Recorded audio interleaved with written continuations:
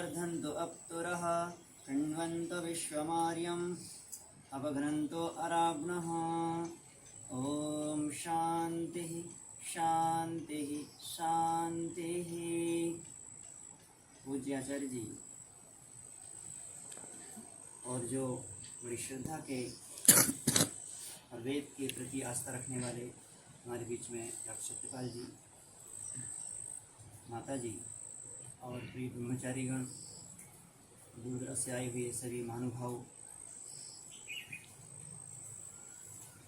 आज हम पूज्य स्वामी जी महाराज के उनकी यादें कर रहे हैं। उनके जो कुछ जीवन में गुण हैं, कोई आचरण है, व्यवहार है, जिन्होंने ज्ञान दिया संसार और पुस्तक के माध्यम से, हम अपने जीवन में धारण करने का प्रयास कर रहे हैं, प्रयत्नरत हैं। वास्तविक स्वामी जी महाराज का जीवन वेदानुकूल था और नाम भी जैसा उनका नाम था वैसा काम भी वो करते थे। कहा कि जीवन में व्यक्ति ऐसा करके जाए कि जो उसके ऊपर लेखनी उठा ले लिखने के लिए, और नहीं तो ऐसा लिख कर जाए कि दुनिया उसको पढ़े। तो पूज्य स्वामी जी महाराज जीवन ऐसे ही रहा। और लिखे भी बहुत है, आज पूरी दुनिया पढ़ती है, उनकी पुस्तकों जगह जगह पुस्तकालयों में मिलती है, और ब्रह्मचारी लाभ लेकर उस अपने जीवन को इस मार्ग के लिए प्रेरित होते हैं। तो पूज्य स्वामी जी महाराज का जीवन बड़ा वो रहा। वो जन्म से ही बड़े एक तेजस्वी बुद्धिमान छात्र के रूप में रहे, अपने कॉलेज में भी, और गुरुकुल में बड़े बुद्धिमानी से पढ़े। बहुत सजग पूर्वक और बहुत सावधानी पूर्वक उन्होंने ग्रंथों का अध्ययन किया, अध्यापन किया, और वहाँ तक अपने जीवन को लाकर ऐसे आज हम छत्र छाया दे गए, जो आज हम बैठकर वेदों शास्त्रों के वेद मंत्रों के द्वारा हम यज्ञ आज सृष्टि उत्तम कर्म को किया। वास्तविक उन्हीं की देन है। महापुरुष जो होते हैं वो संसार के लिए कुछ ना कुछ देकर जरूर जाते हैं। ऐसे महान पुरुष का हम अनुयायी और उनके वेद मार्गी बने, उनके रास्ते पे चलें, यही प्रेरणा हम सबको लेकर जाननी चाहिए। स्वामी जी ने एक पुस्तक ली स्वस्ति पथ, उनमें लिखा कि आर्यों के पतन का कारण क्या है। तो आर्यों के पतन के कारण महर्षि स्वामी जी ने लिखा है पुस्तक में कि 4 कारण आर्यों के पतन के हैं। एक है वेद से विरुद्ध पठन पाठन शिक्षा।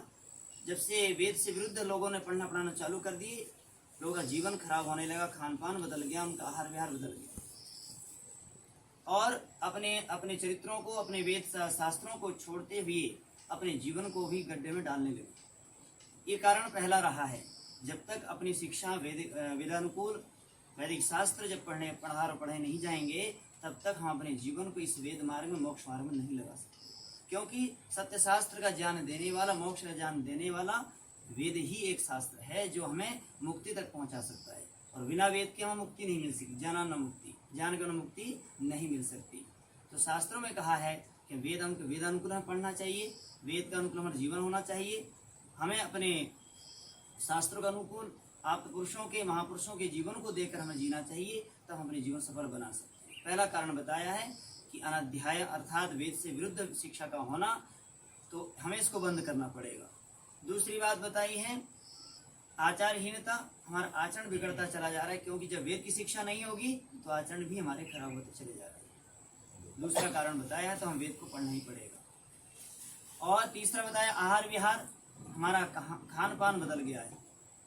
हम जो मन में आया, जो हमें अच्छा लगा, जीभ से स्वाद से जो लगा वो खाने लगे, चाहे स्वास्थ्य के लिए अच्छा हो या खराब हो। इसके कारण भी हम वेद को नहीं पढ़ पाते हैं। यदि हमारा साधन बढ़िया है तो हम वेद स्वाध्याय, वेद का पढ़ना पढ़ाना, परोपकार, प्रचार, धर्म के कार्य में हम बढ़ चढ़ के भाग लेते हैं। तो स्वास्थ्य ठीक रखने के लिए भी हमें ज्ञान जरूरी है। और कहा है कि आलस्य प्रमाद, आज ये बातें ज्यादा होने लगी है। आलस्य प्रमाद के कारण व्यक्ति न वो वेद पढ़ पा रहा है, न धर्म कर पा रहा है, न शरीर को ठीक कर पा रहा है। तो आलस्य प्रमाद को छोड़ना पड़ेगा। तो स्वामी जी ने हमें प्रेरणा दी है कि ये 4 चीजें हम बचे रहेंगे, ये 4 चीजें अपना लेंगे कि वेद से अनुकूल चलेंगे और आचरणवान बनेंगे और आलस्य नहीं करेंगे, प्रमाद नहीं करेंगे, खान पान हमारा अच्छा रहेगा, तो हम एक दिन इस राष्ट्र को कृण्वन्तो विश्वमार्यम्, हमसे इस राष्ट्र को कल्याणकारी राष्ट्र बनाए और इस राष्ट्र को आगे बढ़ाएं, हमारा कहीं हिस्सा बने। जिस स्वामी जी महाराज ने हमें प्रेरणा देकर आज लाखों युवकों को प्रेरणा देकर परिवारों को आगे बढ़ाया और इस मार्ग में लाया, तो पूज्य स्वामी जी महाराज हम यहाँ से अब सभी प्रेरणा लेकर जाएंगे। मैं सभी का अपना धन्यवाद करता हूँ। बहुत बहुत धन्यवाद आचार्य प्रेम जी का। हम लोग 2-4 दिन 5 दिन पहले उत्तरकाशी में सभी विद्वानों के पास, जो पौराणिक विद्वान हैं, तो उनको निमंत्रण के लिए गए हुए।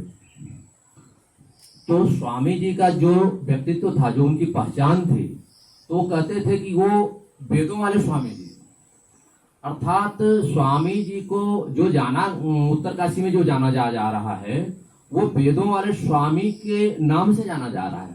अर्थात स्वामी जी को जो जाना उत्तरकाशी में जो जाना जा रहा है वो वेदों वाले स्वामी के नाम से जाना जा रहा है। या आर्य समाज का जो संस्थान है, अभी उत्तरकाशी में और किसी का आर्य समाज का स्थान नहीं है।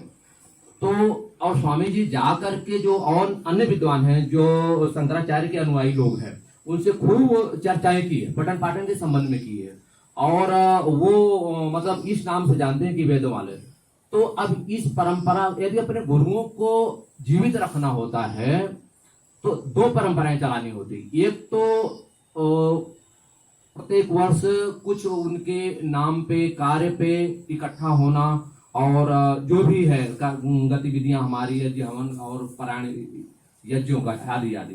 दूसरी परंपरा होती है कि वहां से विद्या निकलनी चाहिए, अर्थात वहां से ब्रह्मचारियों का निर्माण होनी चाहिए। इन 2 परंपराओं से हम अपने गुरुओं को जीवंत रख सकते हैं।